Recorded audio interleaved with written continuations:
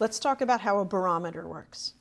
This is an example of a barometer as originally described by Italian scientist Torricelli some 300 years ago, I'm guessing. Okay, so here's what he did. He took a dish and a test tube, and he placed liquid mercury in both, flipping the test tube upside down while covered with his thumb. So that blue space at the top of the barometer is actually a vacuum, not air.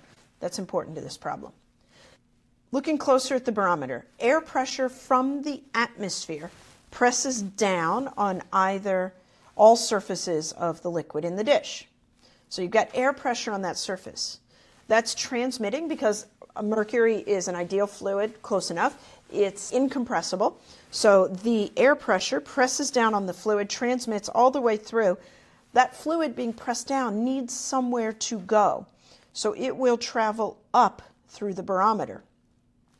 This level will be a measure of air pressure. If we rise or fall from that level, we can indicate changes from atmospheric standard pressure from the time when you first set up the barometer, calibrated it. Okay, so the barometer sets up this height of a column of some kind of fluid. And in the first barometer, mercury was used.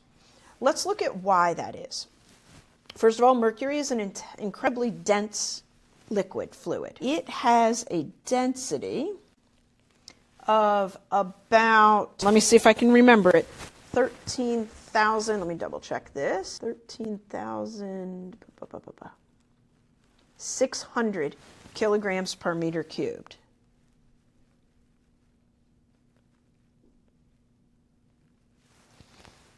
It's the density of mercury. And what we learned previously from our little mini experiment where we tested pressure at depth was we learned this. Pressure is the atmospheric pressure plus where rho is density of the fluid, g is the gravitational field strength, and h is the depth of the fluid. So in our case here, h is the height of this column of mercury.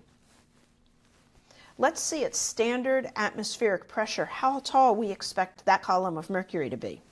So let's see, standard atmospheric pressure at sea level is 101,325 pascals. Let's talk about being at atmospheric pressure. So 0, a pascal, Newton per meter squared.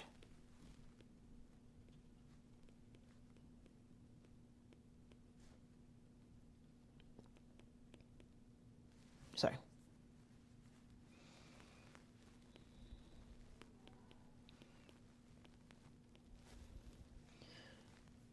Let's see, G, 9.8.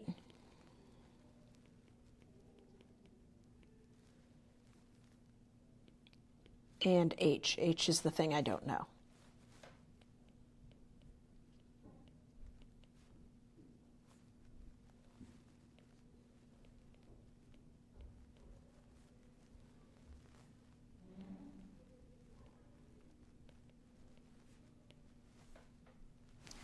Do all that math, you come out to be around 0.76 meters. That means that the standard atmosphere at sea level will cause a barometer to rise, to have a column of mercury that is about 3/4 of a meter tall.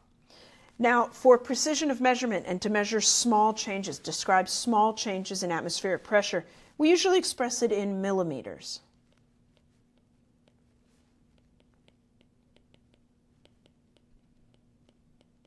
I want to be really clear here, this is millimeters mercury. 760 millimeters mercury. Now you know how a barometer works. Thanks for watching and happy problem solving.